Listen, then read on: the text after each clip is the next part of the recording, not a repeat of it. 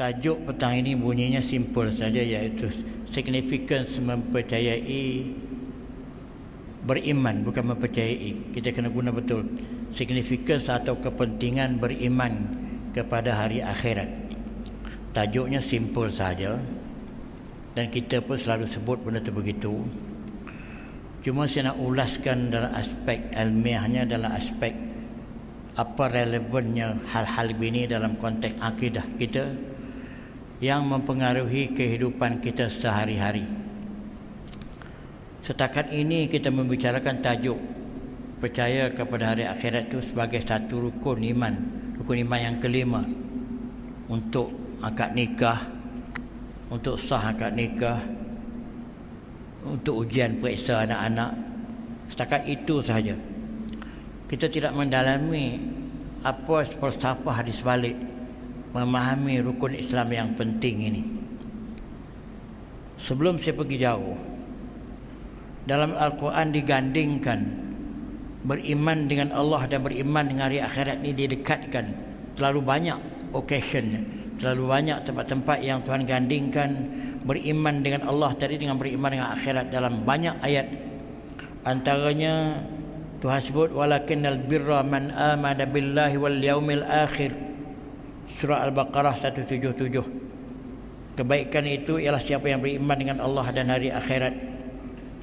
Firman Tuhan lagi, man amana billahi wal yaumil akhir, pun disebutkan ayat yang digandingkan beriman dengan Allah dengan hari akhirat.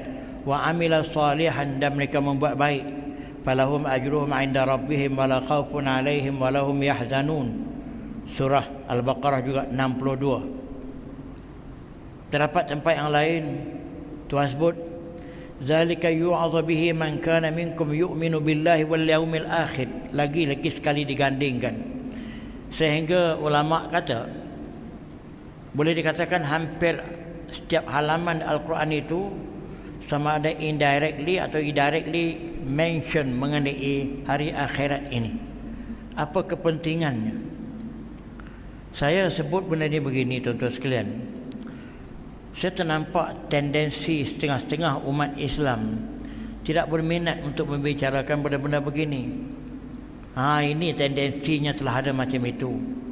Bahkan kalau kita kata kita ni nak mati, kita nak pergi ke akhirat, ada komen-komen, Allah kita ustaz, kita tak usah fikir lagi bab mati ni, kita fikir bab hidup ni dulu. Kehidupan kita ni memang teruk ni, kita fikir bab mati dulu. Orang tak pernah cerita balik kepada kita pun apa yang jadi. Kita nak hadapi masalah kita sekarang ini. Masalah mati itu nanti dululah. Cakap macam ni cukup banyak di kalangan orang Islam sendiri. Sikap-sikap macam ni menggambarkan mereka tak nak ambil kisah hal-hal akhirat ini. Hal-hal akhirat ni, perbincangan mengenai akhirat ni perbincangan yang terlalu apa kita kata, tak relevan lah dengan keadaan semasa. Seolah macam itu. Sedangkan tuan-tuan sekalian, apabila kita membicarakan agama, pembicaraan mengenai kehidupan lepas mati itu lebih utama lagi daripada kita membicarakan hal-hal di dunia ini.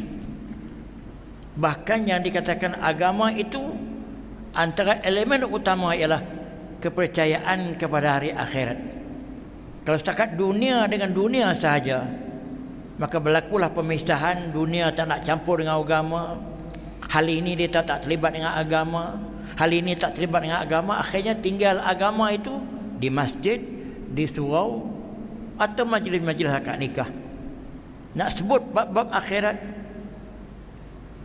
setengah-setengah orang Islam sampai pada peringkat macam itu. Jadi kepentingan akhirat itu hanya untuk bilang rukun iman, untuk sah akad nikah. Tok Imam kata sah, kamu dah tahu rukun iman 6. Itu aja. Sejauh mana rukun iman yang kelima ini, itu percaya akhirat tadi, menentukan sikap dan personality dia. Yang itu yang kita nak tahu sangat. Sejauh mana beriman dia kepada hari akhirat tadi mengubah tingkah lakunya.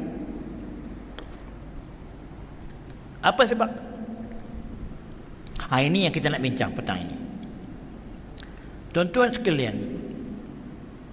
ramai di kalangan manusia sini, terutama orang kafir lah, dia menganggap mati ni mati habis. Dan setengah-setengah yang mengatakan begini, in hiya illa hayatuna dunya namutu wa nahya wa ma nahnu bimab'utsin. Surah Al-Mu'minun. Hidup kita ni di dunia aja.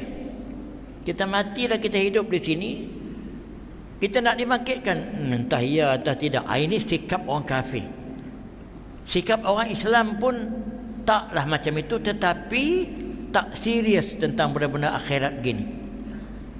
Saya nak cerita bagaimana orang Islam tak serius tentang akhirat ini. Kalau kita bercakap, kata awak jangan ambil rasuah ini, nanti kena bicara, kena tangkap. Awak jangan buat begini, nanti kena ambil tindakan polis. Dia agak takut, dia bimbang, dia elak juga. Ada yang tak takut pun, memanglah. Ada yang tak takut pun tentang hal dunia ni. Sebab apabila undang-undang tu agak longgar, orang tak takut juga undang dunia. Tapi tak akhirat. Jangan buat salah nanti masuk neraka.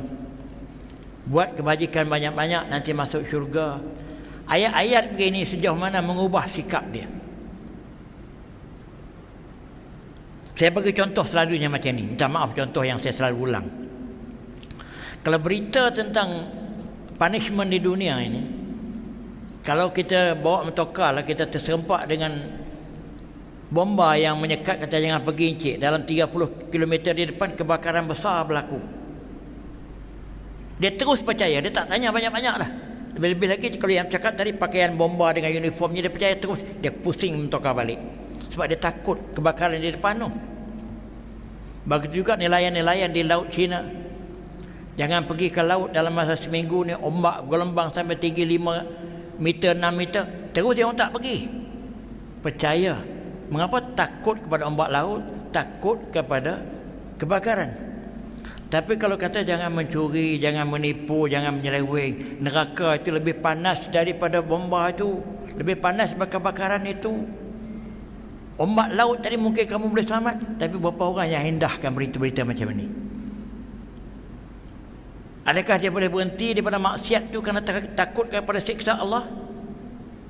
Adakah dia nak buat kebajikan kerana inginkan pahala daripada Allah? Ini persoalannya. Masalahnya tuan-tuan sekalian, timbul sikap-sikap begini sebab ramai daripada kalangan orang Islam, sejauh mana dia percaya tentang akhirat ini, keyakinan kepada akhirat dari sejauh mana dia percaya, yang mengubah sikap hidup dia.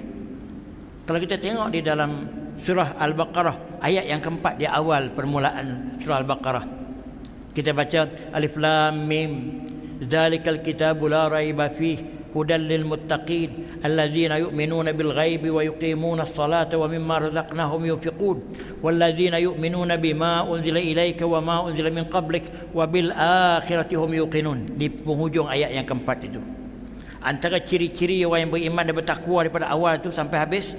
Tapi di bahagian akhir itu dia kata, kamu beriman, iaitu orang yang bertakwa ni ialah yang yakin kepada hari akhirat. Wabil akhirati hum yuqinun. Yakin. Dia tak kata percaya aja. Percaya tapi tak yakin lain. Banyak orang dia sekadar percaya tapi tak yakin. Percaya tapi tak yakin, itu bahasa selalu disebut. Jadi yang berlaku sekarang ini, saya berpendapat, mengapa orang begitu mudah melanggar hukum Allah? Dia hanya percaya ada neraka, tapi yakin atau tidak kepada neraka. Kalau dia yakin seperti mana dia yakin bomba, berita bomba tadi, dia tak langgar hukum Allah. Bahkan panasnya api neraka itu berapa ratus kali ganda lagi. Tentu dia tak berani buat maksiat. Tapi kepercayaan yang sampai atau tidak kepada tahap keyakinan. Tapi kalau janji nak bayar brim beratur daripada pagi, sebab dia percaya dia dapat betul. Tapi kalau janji nak beri pahala, tuan-tuan boleh tengok. Saya bukan nak compare kata benda itu, ialah sebab saya nak tengok sejauh mana kepercayaan tadi sampai pada peringkat keyakinan. Sebab yang nak mengubah sikap kita, untuk kita mengubah perangai-perangai tak elok tadi, apabila kita yakin seksa Allah itu amat pedih. Dia ulang dalam Al-Quran terlalu banyak. amat pedih, amat dahsyat dan sebagainya. Sejauh mana berita-berita akhirat macam ni menakutkan orang itu untuk melakukan maksiat. Sejauh mana berita-berita yang menyeronokkan balasan syurga tadi menjadi motivasi untuk dia buat kebajikan. Ini di sebalik konsep keyakinan kepada hari akhirat. Bukan setakat bilang. Itu satu signifikan mengapa kepentingan kita, keyakinan kita kepada hari akhirat. Yang kedua, tuan-tuan sekalian, hebat macam mana kita hidup di dunia ni pun, secanggih macam mana kita memiliki, macam mana kekayaan kita miliki, tetap ianya sementara. Tetap ianya sementara. Dan realiti ini tak dinafikan oleh siapa juga. Sebab dia tengok jumlah kematian hari-hari. Jumlah kematian hari-hari dia tengok. Masuk saja di alam barzah, bermulalah hidup di alam akhirat. Bermula. Tapi sekarang ni melihat kematian hari-hari, tengok je lah. Adakah itu mengisahkan dia yang dia juga akan menuruti benda ni? Saya tak tahu. Sebab itu tuan-tuan sekalian, percaya kepada benda-benda agama ni, kalau setakat kita tamatkan setakat dunia ni saja, agama tidak mempunyai erti apa-apa. Sama saja dengan orang takut penjara. Orang yang ada peluang boleh lepas, dia tak takut pada penjara. Kerana dia ada berpengaruh, dia apa semua, dia boleh lepas. Makanya takut pada penjara ni orang golongan bawah. Bermakna di dunia ni macam itu saja. Maka dengan sebab itu tuan-tuan sekalian, kita mengisafi yang kehidupan yang abadi yang kita akan alami, itulah yang dinamakan akhirat. Bahkan kita yang mendapat keindahan di dunia ini, mendapat berbagai-bagai keseronokan pun kadang-kadang di peringkat 1/3 umur terakhir tu je. Dekat-dekat nak pencen tu dia fikir graduati banyak. Boleh itu saja. Itu pun tak sempat dapat, kena stroke, masuk 3-4 hari, inna lillahi wa inna ilaihi raji'un. Setakat itu saja. Kalau kita limitkan kehidupan kita ni setakat dunia. Maka dengan sebab itu tuan-tuan sekalian, masalah akhirat bukan masalah percaya, tapi masalah yakin. Percaya dengan yakin sampai peringkat boleh mengubah sikap seseorang itu. Kalau setakat percaya dan tak yakin, perangainya tak berubah, duk macam itu juga. Sedangkan berita dunia dia boleh berubah. Dia tak nak pergi langgar arahan bomba tadi, dia boleh ikut. Tapi berita akhirat tentang syurga neraka ni, masuk telinga kanan, keluar telinga kiri. Adakah orang yang macam ini dianggap yakin atau tidak kepada neraka? Yakin atau tidak kepada hari akhirat? Tuan-tuan boleh jawab sendiri. Tuan-tuan boleh jawab sendiri. Ini yang saya nak timbulkan tentang signifikan ataupun kepentingan beriman kepada akhirat. Bukan sekadar bilang, tetapi sejauh mana keyakinan kita kepada apa yang Tuhan sebut, terutamanya azab-azab dia, siksaan akhirat, neraka, dan juga janji pahala-pahala yang berbagai-bagai. Sejauh mana benda itu boleh mengubah tingkah laku kita daripada yang jahat kepada yang baik. Kerana kita yakin berita itu, semua berita itu ialah berita akhirat. Kalau tak sampai kepada label macam itu, maka sekadar kita bilang sajalah. Sekadar kita kata percaya tapi tak yakin. Tuan-tuan sekalian, konsep mempercayai carnation atau percaya kepada kebangkitan semula, kita panggil ba'ts, dalam agama-agama lain pun ada. Sebab itu Fir'aun membina berbagai, sebab dia kata dia akan dibangkitkan besok, itu akan menemani dia. Tetapi tuan-tuan sekalian, kesemua itu berita-berita mengarut yang dicipta oleh manusia. Dan berita yang paling sahih ialah berita yang dibawa oleh Al-Quran. Dan tuan-tuan sekalian, perbincangan tentang akhirat ini bukan perbincangan remeh. Berita-berita akhirat ini berita yang dapat daripada bukti yang tangible evidence, iaitu daripada ayat-ayat Quran yang banyak. Jadi jikalau orang sekadar membilang tentang akhirat ini tak mengubah tingkah lakunya, maka saya bimbangkan percaya tapi tak yakin, atau entah percaya entah tidak. Wallahu a'lam. Ini yang menjadi perkara yang saya nak sebutkan tuan-tuan sekalian.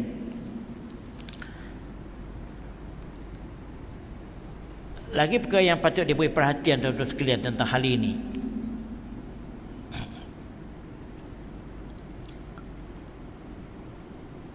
Saya lah, apa benda yang saya nak buat, kalau kata level dunia saja, benda itu terlalu remeh. Kita boleh kelentong, kita tak betul pun kita dapat benda itu semua. Sebab manusia menilai hanya daripada luar. Tetapi penilaian di akhirat ialah penilaian yang berdasarkan kepada fakta yang sahih, keadilan yang paling abadi. Bahkan kalau kita baca surah Al-Kahfi ke Al-Mulk, setiap malam kita baca itu, tidak ada satu benda yang tak tercatat di dalam oleh kiraman katibin kikanan yang kita buat untuk dinilai pada hari mahsyar. Begini tuan-tuan sekalian ya. Disebutkan dalam kitab ini kepentingan kita membicarakan masalah hari akhirat ni begini. Kalau kita tengok di dunia ni lah, orang yang buat baik kadang-kadang tak disanjung. Bahkan banyak orang baik diketepikan.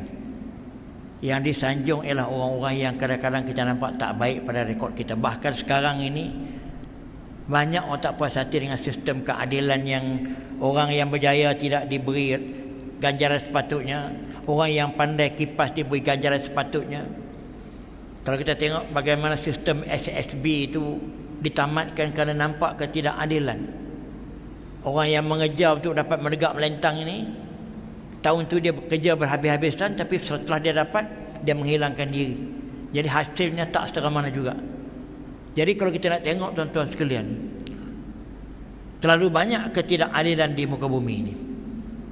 Kita kata macam inilah, saya ditipu oleh seseorang RM10,000.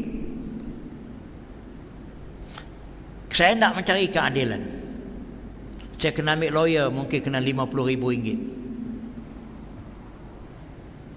Baru dapat keadilan. Itu belum tentu jamin menang. Jadi akhirnya pakai habis lah. Sebab itu kita tengok banyak kes-kes rumah terbengkalai yang buat, berapa ramai yang sampai kepada peringkat mahkamah. Tak berani ambil tindakan. Sebab tak mampu dengan duit. Dia nak bayar down payment pun dah teruk. Ya tak? Jadi akhir-akhirnya habis nangis gitu, dah ambil down payment semua tak tahu apa jadi. Betapa banyak jadi. Kononnya nak cari keadilan, buat agreement macam-macam, nak menjadi apa? Protect kepada kita, tapi sejauh mana kita dapat protection sebenarnya? Auta yang banyak. Jadi kalau tuan-tuan, apa yang saya maksudkan di sini, kalau kita mengharapkan keadilan di dunia ni sahaja, kerana kita kenal somebody, kita mempunyai duit yang banyak, kita tak akan dapat. Kalau kita nak senaraikan benda-benda yang kecewa dalam hidup ni kerana ketidakadilan ni terlalu banyak. Tetapi bagi orang yang beriman dengan hari akhirat, dia ada cara penyelesaiannya. Dia kata tak apalah, di dunia dia dapat, tapi di akhirat besok Tuhan ada. Itu ayat-ayat yang selalu diguna. Tak apa, di dunia dia bolehlah lari, tapi di akhirat dia terimalah. Jadi bagi orang yang yakin kepada akhirat, dia bercakap gitu dengan penuh puas hati. Walaupun dia ditipu berkali-kali, dia teraniaya berkali-kali, tapi dia masih mampu senyum. Dia tidak kecewa dan tak putus asa, sebab dia yakin kepada pembalasan Allah di akhirat. Sebab Tuhan janji berkali-kali dalam Al-Quran, siapa waman ya'mal misqala dzarratin khairan yarah, siapa yang buat baik walaupun sebesar biji zarah, dia akan melihat balasannya. Siapa yang buat jahat, waman ya'mal misqala dzarratin syarran yarah, siapa yang buat maksiat walaupun sebesar zarah, dia akan lihat hukumannya. Maka pegangan-pegangan macam ini, kita boleh tidur tenang walaupun kita ditipu dan sebagainya di dunia. Kalau tak percayalah, katalah orang menzalimi kita lah, 4-5 perkara yang kita tertipu dengan orang. Kita dendam, kita nak ambil lawyer, kita nak upah orang, pukul dia apa semua, tapi kita lebih tension lagi, lebih tegang lagi. Sebab kita tak puas hati, kita nak ambil tindakan tapi tak sampai ke mana juga. Maka yang lebih baiknya redha dengan apa yang berlaku, takdir Tuhan, serah Tuhan menentukan keadilan sebenarnya. Maka pegangan ini tuan-tuan sekalian, Itulah maksud konsep percaya kepada hari akhirat, iaitu percaya kepada keadilan Tuhan, percaya kepada ganjaran yang Tuhan akan berikan. Dan itu menenangkan kita walaupun di dunia. Maka dengan sebab itu tuan-tuan sekalian, itu satu aspek bagaimana keadilan yang kita dapat di akhirat itu lebih pasti berbanding dengan keadilan di dunia ni yang kita nampak banyak auta, tak tercapai kepada semua orang. Tuan-tuan boleh tengok sendirilah sejauh mana orang-orang yang teraniaya, yang tertipu dan berbagai-bagai tadi, dia boleh mendapat keadilan yang dia berjuangkan walaupun melalui prosedur yang betul. Akhirnya kadang-kadang orang yang tak betul tu tadi, yang kerana dia duit banyak, dia boleh ambil apa berbagai, dia yang mendapat keadilan pada pandangan manusia walaupun pembohongan yang berlaku. Maka dengan sebab itu tuan-tuan sekalian, orang yang berpegang kepada akhirat macam ini, Tuhan bersebutkan wal waznu yauma idzinil haqq faman saqulat mawazinuhu faulaika humul muflihun wa man khaffat mawazinuhu faulaika allazina khasiru anfusahum bima kanu biayatina yazlimun. Iaitu Tuhan sebut pertimbangan pada hari itu, iaitu hari akhirat, hari kiamat ataupun hari mahsyar, kesemua pertimbangannya benar dan adil, pasti. Siapa yang berat pertimbangannya, yang berjaya, maka dia akan mendapat kejayaan. Siapa yang ringan pertimbangannya, banyak maksiat, maka orang itu mereka telah merugikan diri mereka sendiri di dunia, tentang kerana mereka telah menzalimi ayat-ayat kami ketika di dunia. Maka dengan sebab itu tuan-tuan sekalian, apa yang saya nak sebutkan pada malam ini, signifikan mempercayai akhirat ini bukan sekadar kita bilang, bukan sebagai bahagian daripada rukun iman, tapi kepentingannya, kepercayaan kepada akhirat inilah yang menjamin kita menjadi manusia yang tulen, baik pada pandangan orang, walaupun orang tak nampak kita baik, tapi kita baik betul. Misalnya kalau kita berseorangan, kita boleh elak daripada undang-undang dunia, kita boleh buat perkara-perkara tak elok kalau orang tak tengok. Tapi kalau dia percaya kepada akhirat, dia percaya kepada hukum Allah, dia tetap tak buat maksiat walaupun dalam keadaan dia berseorangan. Di sini kepentingan mempercayai akhirat tuan-tuan sekalian. Kemudian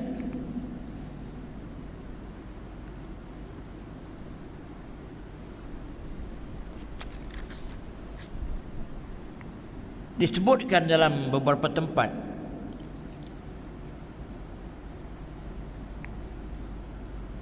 apabila berita-berita tentang akhirat ini dibawa oleh Nabi pada zaman Nabi mula-mula mendatangkan Islam, yang banyak mereka bohong atau mereka tak terima dengan dakwah Nabi tentang berita akhirat inilah.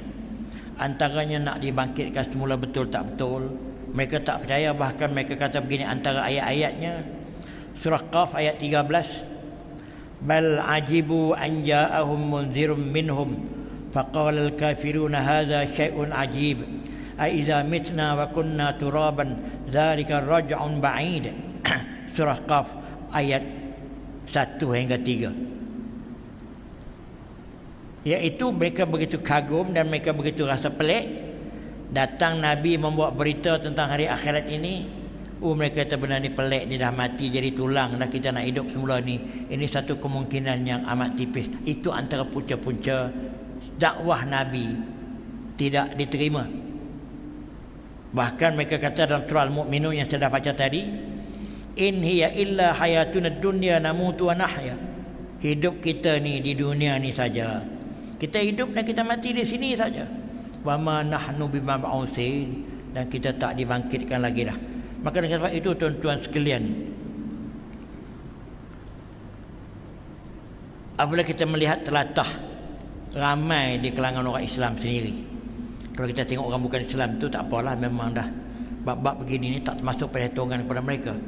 Tapi kalau kita tengok di kalangan orang Islam sendiri, yang pertama, mereka tak berminat nak membicarakan benda-benda begini. Yang kedua, sejauh mana keyakinan, kepercayaan mereka kepada hari akhirat tadi terlalu longgar sangat. Sedangkan bukti-bukti nyata daripada dunia sendiri Kita hidup ni walaupun canggih mana amat sementara. Sebab itu kalau kita bermati-matian berusaha mencari kekayaan dan sebagainya, kalau setakat finalnya di dunia ni saja, amat rugi. Sebab itu kalau kita tengok banyak dah ceramah-ceramah diberikan, kalau kita mempunyai simpanan banyak tapi kita tak buat kebajikan, kita tak infak, tak apa, benda tu habis je lah. Tinggalkan anak-anak ataupun tinggal orang kata sama dengan nilai-nilai benda lain. Yang kita nak bawa bersama dengan kita ialah kebajikan yang kita buat daripada harta itu. Infak kita, derma kita, perjuangan kita dengan harta benda. Yang itu. Tapi yang itu agak susah orang nak buat, kerana sayang kepada benda tadi dalam konteks dia nak guna sepenuhnya. Kalau anjuran-anjuran berbentuk agama ni agak susah nak diterima. Tapi bagi orang yang meyakini akhirat, kalau tuan-tuan tengoklah, banyak jutawan-jutawan dunia yang kita dengar, mereka sponsor pergerakan-pergerakan Islam di negara-negara tertentu. Sampai bermilion-milion ringgit dibuat secara ilegal, secara undang-undang dunia lah. Di segi undang Tuhan, benar tu betul. Dia nak bagi bantuan kepada pejuang-pejuang pembebasan Palestin, pejuang-pejuang Chechen, dia bagi walaupun secara dunia ilegal bukan. Tapi di segi hukum, sebab dia bagi tu betul-betul nak menolong perjuangan Islam yang tulen. Yang tulen ni bukan pergerakan keganasan, yang tulen. Mereka tak sayang, tak apa lagi dah. Sebab kerana dia kata itulah tujuan hidupnya, iaitu untuk ganjaran Allah di akhirat.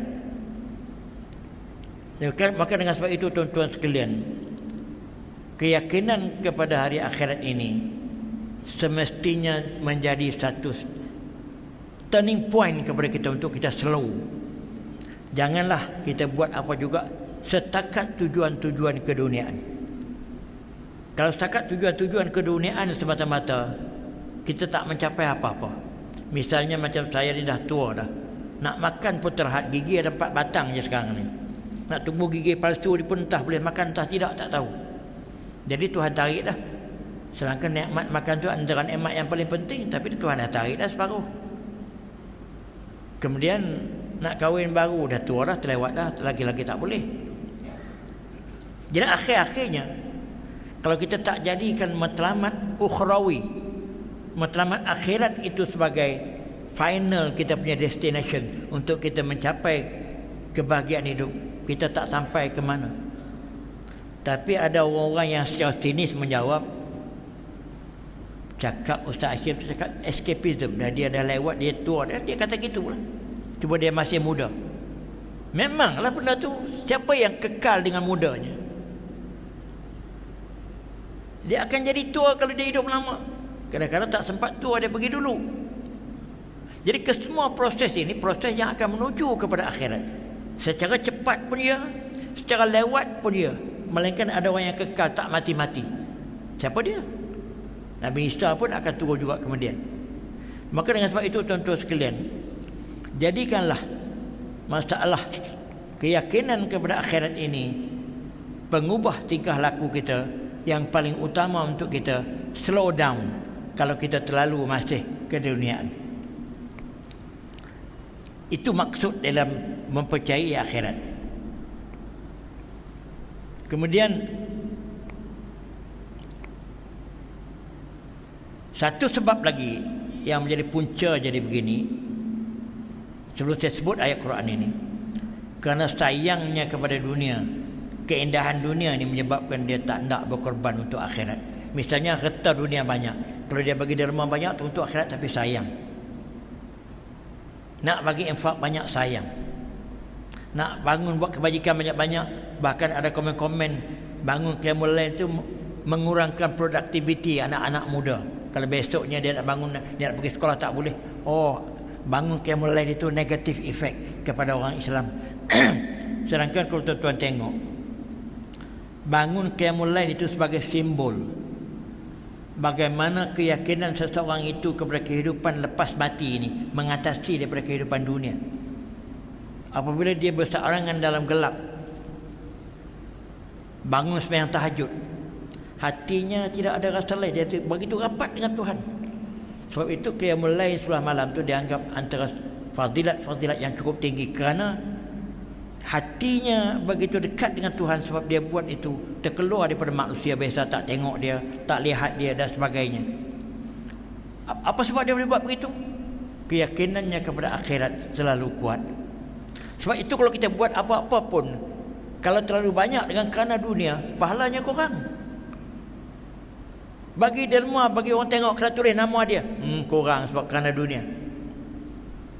Tapi bila dia bagi derma banyak-banyak, nak disembunyikan, bahkan orang tanya pun dia tak nak abang, tak nak cakap, itu baik sebab kerana akhirat.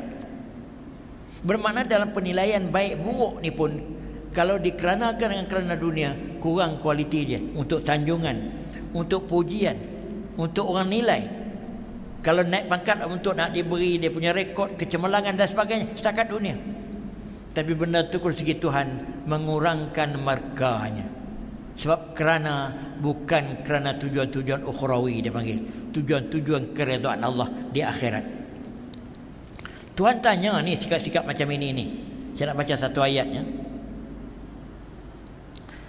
Surah At-Taubah ayat 38. Ya ayyuhallazina amanu ma lakum idza qila lakum unfiru fi sabilillah.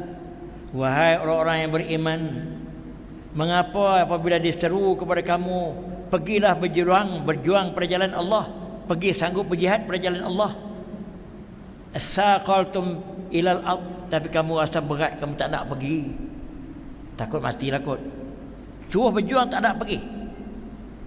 Tuhan tanya lagi, araditum bil hayatid dunya, adakah kamu rasa seronok kehidupan dunia kan kamu takut mati? Adakah itu puncanya? Memanglah orang yang tak nak buat baik, orang yang tak nak berjuang benda-benda kebaikan ni kerana sayang dunia. Araditum bil hayatid dunya minal akhirah, adakah kamu kerana sayang cinta kamu kepada kehidupan dunia tadi mengatasi akhirat? Fama mata'ul hayatid dunya fil akhirah illa qalil, tidak ada lain keindahan dunia itu kalau berbanding dengan akhirat, sikit sahaja. Sebab itu dalam banyak ayat, berbagai-bagai keindahan dunia yang kita dapat kalau banding dengan nikmat di akhirat, Allah tak sampai setitik dibandingkan macam itu. Tapi mengapa manusia tak peduli? Manusia masih mengutamakan dunia, manusia masih mengejar dunia. Sebab masalah percaya tapi tak yakin, masalah percaya tapi kurang yakin. Kalau dia yakin seperti mana dapat janji dapat beri, kalau dia yakin seperti mana takutnya dia nak pergi melanggar bomba tadi, tentu dia buat benda betul begitu. Level keyakinan itu rendah. Ini yang saya nak, tujuan saya membuat tajuk ini pada awal tadi, nak tingkatkan fahaman ini. Selagi kita tak yakin sampai peringkat macam tu, kecintaan untuk nak buat baik kerana Tuhan janji tentang balasan-balasan tadi, maka selama itu cinta dunia mengatasi. Jadi dengan sebab itu tuan-tuan sekalian, signifikannya kita meyakini akhirat tadi, sejauh mana dia mengubah sikap kita untuk kita berusaha habis-habisan sampai peringkat berjuang untuk tujuan akhirat. Bahkan tuan-tuan sekalian, segala kebaikan kita buat di dunia ini pun, itu tak dikaitkan dengan tujuan ukhrawi, mungkin jadi sia-sia. Bagi derma, dia jadi kebajikan sampai akhirat atau tidak? Kalau kerana sanjungan, kerana puji, tak fikir kerana keridhaan Allah untuk dapat pahala, maka kemungkinan derma itu jadi derma saja, tapi tak jadi infak yang diterima. Tapi apabila dibuat betul-betul kerana Allah, bahkan dia sembunyi daripada orang nak sebut nama dia pun dia tak bagi, kerana Allah semata-mata, tujuannya memenuhi kehendak tuntutan ukhrawi, maka dengan sebab itu dia menjadi nilai kualiti ibadah yang cukup tinggi. Selalunya benda-benda akhirat ini disebutkan tujuan ukhrawi. Ukhrawi itu maknanya benda-benda yang dikaitkan dengan akhirat. Dia perasaan begini tuan-tuan sekalian, makin kita lewat umur kita, makin kita banyak meninggalkan dunia, barulah terasa kita dah dekat dah. Waktu itulah orang kadang-kadang dia berubah, dia menjadi rajin. Tapi kalau tak sedar lagi macam itu, saya pun tak tahulah nak kata macam mana. Tapi lazimnya orang-orang yang agak lalai di peringkat-peringkat awal, tapi bila dia dah lewat umurnya, dia mula mendekatkan dirinya dengan masjid, dia banyak berubah sikapnya, sebab dia terasa dekat dah dengan nak mati. Apa sebab dekat dengan nak mati? Sebab yang menunggunya bukan alam dunia lagi dah, tapi alam akhirat. Maka dengan sebab itu tuan-tuan sekalian, sebarang perbincangan, sebarang komen yang memisahkan akhirat daripada kehidupan, komen itu telah tersasar dan mungkin menjejaskan akidah. Banyak sangat sikap-sikap macam itu. Apabila kita sarankan apa-apa perkara untuk selari dengan agama, maka orang yang tak setuju tu dia kata benda ni bukan ada kena mengena dengan agama ustaz. Benda ni kita nak buat sokan, kita nak buat sport ya, tidak ada kena mengena dengan agama. Jadi apalagi dia kata begitu, kita nak cadangkan benda-benda supaya benda tu selari dengan agama, tak boleh. Sebab dia kata ini bukan terlibat agama. Dah banyaklah sikap macam itu. Apa sebab tak libat dengan agama? Memisahkan agama daripada kehidupan, memisahkan dunia daripada akhirat. Sedangkan dalam Islam, dunia ini perjalanan ke akhirat. Bekalan yang kita cari ni untuk akhirat.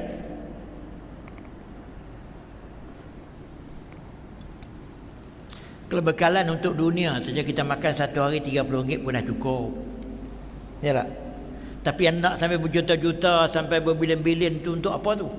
Untuk dunia aja. Betul-betul fikir. Kalau setakat untuk keperluan basic, walaupun benda ni relatif antara A, B dan C. A mungkin dia cukup 3,000 sebulan atau 5,000 sebulan. B mungkin dia kena 30,000 sebulan. Tapi orang macam mana pun ada limit dia. Ni sampai lagi banyak lagi tak cukup, lagi banyak lagi tak cukup. Penyelewengan pun lagi banyak. Ketika itu keduniaan mengatasi akhirat. Apabila kita sebut keduniaan mengatasi akhirat, maknanya sampai peringkat dia menyeleweng. Apa maknanya sampai peringkat dia menyeleweng? Tak timbul lagi dah masalah takut neraka. Tak timbul lagi dah masalah nak pada syurga. Walaupun dia dapat tutup berbagai-bagai penyelewengan itu dengan sikit sebanyak memberi derma begitu begini, tapi sebenarnya senario yang macam itu bukan senario yang menggambarkan keturunan beriman kepada akhirat. Kalau tuan-tuan tengok para sahabat yang 4 itu, Sayyidina Abu Bakar, Sayyidina Umar itu antara jutawan pada zaman dia. Tapi lepas mereka mati, tidak ada simpanan apa-apa untuk mereka sendiri. Semuanya dikorbankan untuk kepentingan agama. Sebab bagi dia akhirat itu penting. Maka dengan sebab itu tuan-tuan sekalian, apabila kita telah berada di penghujung perjalanan macam ini, seharusnya takutkan azab Allah di akhirat itu mengatasi takutnya kita kepada penjara. Itu maksudnya. Sehingga sebut saja benda tu dosa dan masuk neraka, kita terus takut, tak berani buat. Jangan kata masuk penjara baru takut, tapi setakat dosa tak apa. Jangan macam itu. Selagi macam itu sikap kita, tak sampai ke mana. Kemudian kalau benda itu buat begini, pahalanya banyak, cukup, terus dia berusaha habis-habisan nak buat begitu, sebab dia nak pahalanya. Jangan bila buat begini kamu akan dapat kontrak ini, buat begini kamu akan dapat ini. Kalau setakat itu saja, maka ketika itu akhirat hanya menjadi perkara yang disebut, yang dipercayai atau tidak, diyakini jauh sekali. Ya tak? Dan ini menjadi, saya rasa sikap macam itu oleh kebanyakan orang Islam isu sejagat. Bahkan bercakap mengenai akhirat ni kadang-kadang diperolok-olokkan lagi pula, dipermain-mainkan pula kalau cakap mengenai akhirat. Banyak kelang-kelang macam ini. Itu yang kita rasa sedih. Benda yang sepatutnya menjadi asas untuk dia berubah sikap, iaitu segala perjuangannya, segala apa yang dia buat demi kerana keridaan Allah untuk akhirat, untuk dapat pahala. Tetapi benda itu telah menjadi bahan mainan, bahan ejekan, bahan yang dianggap orang tu kolot. Dan inilah yang saya sengaja timbulkan, apa maksud persepsi kita tentang kepercayaan dan keyakinan kepada akhirat ini. Sebelum saya nak berhenti, saya nak baca satu ayat surah Sejadah yang kita selalu baca. Tuan-tuan tengok daripada ayat 10 sehingga ayat 12. Wa qalu a idza dhalalna fil ardi a inna la fi khalqin jadid. Orang yang tak beriman dengan akhirat ini ataupun yang kurang percaya tentang akhirat ini, mereka kata, apabila kita dah jadi tanah di dalam tanah dah, bolehkah Tuhan nak hidupkan kita balik ni? Boleh ke? Bolehkah Tuhan nak jadikan, nak cipta kita balik semula ni, boleh ke? bal hum biliqa'i rabbihim kafirun. Sebenarnya orang yang macam ini tak percaya hari akhirat, dan dia tak percaya boleh berjumpa dengan Tuhan di akhirat. Tuan-tuan sekalian, nikmat yang paling utama di akhirat bagi orang yang buat baik bukan syurga. Nikmat yang paling utama di akhirat bagi orang yang buat baik ialah bertemu dengan Tuhan. Syurga itu nombor 2, nombor 3. Bertemu dengan Tuhan. Lepas tu baru syurga dengan berbagai-bagai nikmat di dalamnya, bidadari dan lain-lain. Jadi orang-orang yang macam ini, mereka tak yakin bertemu dengan Tuhan. Bahkan kalau kita bercakap tajuk-tajuk bertemu dengan Tuhan di akhirat, ini menjadi satu bahan yang tak diminati untuk dibicarakan. Sedangkan itu perkara yang paling utama yang menjadi janji Allah kepada manusia untuk bertemu dengan dia di akhirat. Di dunia mustahil. Qul yatawaffakum malakul maut allazi wukila bikum. Katakan wahai Muhammad, apabila malaikat maut telah diwakilkan untuk mengambil nyawa mereka, nyawa kamu semuanya, summa ila rabbikum turja'un, maka kamu akan kembali kepada Tuhan kamu akan mati maknanya. Pada waktu itu Tuhan sebut lagi, walau tara idil mujrimuna nakisu ru'usim 'inda rabbihim. Pada waktu itu, pada hari kiamat kelak, kamu akan tengok orang-orang yang melakukan maksiat ini tunduk kepalanya begitu. Tunduk menyesal. Tunduk dan menyesal, tunduk yang tak boleh buat apa lagi, dah terlewat di depan Tuhan mereka. Dan mereka berkata, Rabbana absarna wa sami'na. Ya Allah, ya Tuhan kami, baru kami nampak sekarang ini. Mana sekarang ni di depan Tuhan tu, di akhirat tu. Di depan Tuhan, ya Allah, kami dah nampak sekarang ini dan kami dengar dah. Boleh tak pulangkan kami balik ke dunia? Farja'na. Boleh tak hantar kami balik ke dunia? Dah tak boleh buat apa lagi dah. Farja'na na'mal salihan inna muqinun. Kembalikan semula ya Allah, ya Tuhan kami ke dunia ini untuk kami buat baik sebab kami dah yakin dah. Itu gambaran Tuhan kepada orang-orang yang tak ambil indah tentang akhirat, tak ambil indah tentang janji-janji Allah seksa neraka ini, akan bersikap macam itu pada hari akhirat kelak di depan Allah. Sebab itu tuan-tuan sekalian, antaranya ayat yang lain Tuhan sebut, tak susah bagi Tuhan nak menghidupkan semula manusia. Nak menjadikan semula manusia tak susah bagi Tuhan. Dia menjadikan manusia daripada tak ada asalnya kepada ada. Bumi ni tak ada apa benda kepada ada pun mudah. Setakat nak menghidupkan semula manusia dah mati lagi mudah, kata Tuhan. Firman Tuhan yang menyebutkan hal ini. Wa huwa allazi yabda'ul khalqa thumma yu'iduhu wa huwa ahwanu alaihi. Dia yang memulakan mencipta alam ini daripada tak ada pun dia boleh buat. Tapi sekadar nak mengadakannya semula kali yang kedua paling mudah bagi Tuhan. Walahul masalul a'la fis samawati wal ard. Kamu boleh melihat contoh yang ada di langit dan bumi itu. Tuhan boleh mencipta dulu, tak ada. Sekadar sekarang ni nak mengadakan semula setelah kamu dikiamatkan, itu mudah bagi Tuhan. Maka dengan sebab itu kejap ya. Sebelum saya berhenti ini, tujuan utama kita akan dibangkitkan setelah hari akhirat ni, tujuan utama sekali untuk membalas. Orang yang buat baik, dibalas dengan baik. Orang yang buat jahat, dibalas dengan jahat. Dan ini mesti asas keyakinan untuk kita berubah. Tuhan sebut dalam 2-3 ayat saya nak baca ini.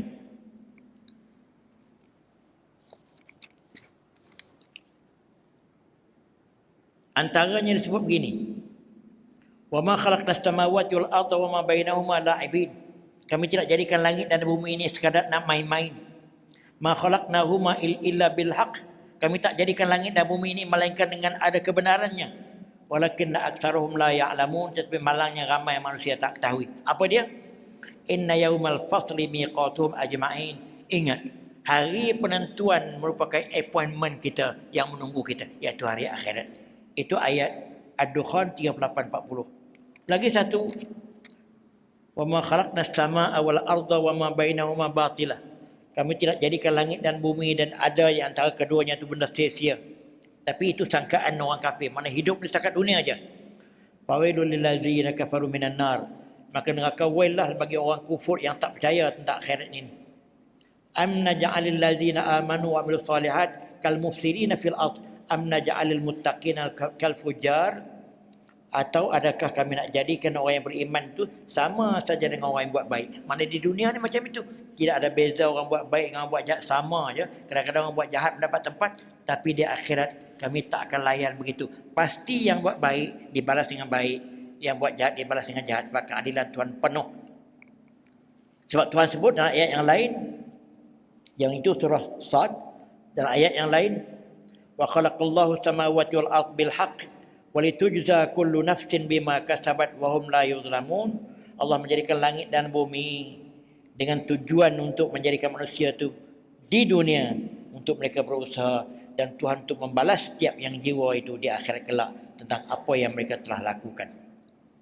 Dan sebagai ayat terakhirnya saya nak sebut kuat juga lagi, surah, tuan-tuan tengok surah An-Najmu, walillahi ma fis samawati wa ma fil ard liyajziyal ladzina asa'u bima amilu wa yajziyal ladzina ahsanu bil husna. Surah An-Najmu ayat 31. Allah memiliki apa yang ada di langit dan di bumi.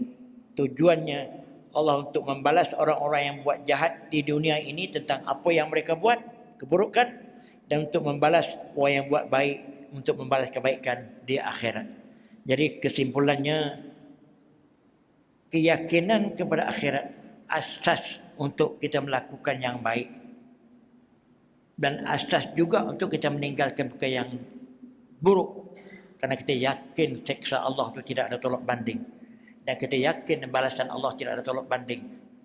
Tetapi sejauh mana ini boleh menjadi motivasi untuk kita berubah, itu maksud di sebalik keyakinan kepada hari akhirat, bukan setakat bilang. Maafkan saya. Wabillahi taufiq wal hidayah. Wassalamualaikum warahmatullahi wabarakatuh.